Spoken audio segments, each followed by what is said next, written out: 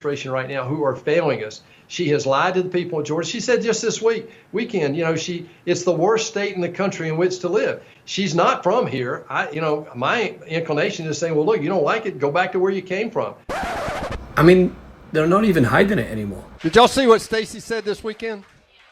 Said that Georgia's the worst place in the country to live. Hey, she ain't from here. Let her go back where she came from. She doesn't like it here. And while Republicans are trading dog whistles for trombones, we have headlines like this. Racially charged? Why are we doing backflips to avoid calling what is clearly racist?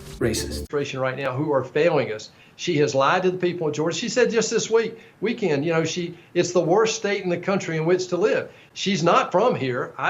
My inclination is saying, well, look, you don't like it, go back to where you came from.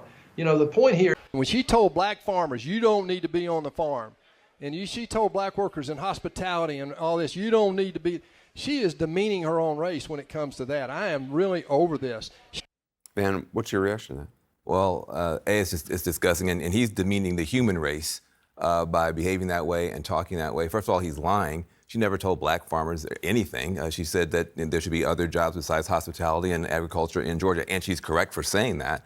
But for him to make it racial, she didn't make it racial. He made it racial. And then for him to say she should go back where she came from, she's spent most of her life in Georgia.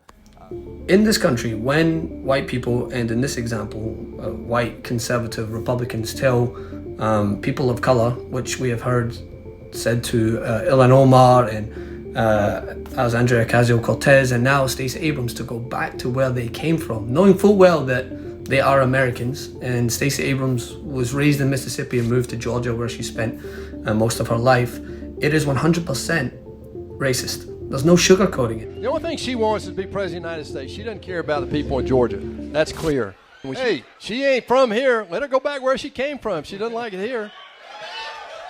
So whether it's a Karen on the street or a Republican official telling someone to go back to where they came from, why are we so hesitant to call it what it is? But I will tell you, in this example, he's saying this because he's scared.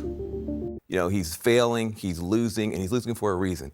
He jumped in based on a lie, and he's still lying.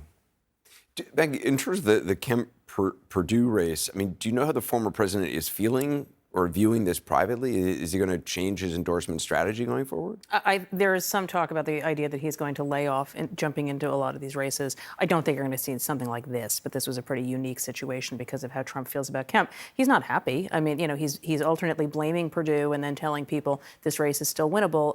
Unless you are unable to read polls, it's clearly not winnable for Perdue. It's not likely to force a runoff, and it is a reflection on Trump, no matter what he says. I was struck by that number that you read in that statement from Trump's spokesman about 82-3 is his endorsement record. That's not his endorsement record. I don't even know what that number is supposed to be, but there's a number of other races where he has endorsed and his candidate has lost starting last year, and they keep trying to rewrite the numbers.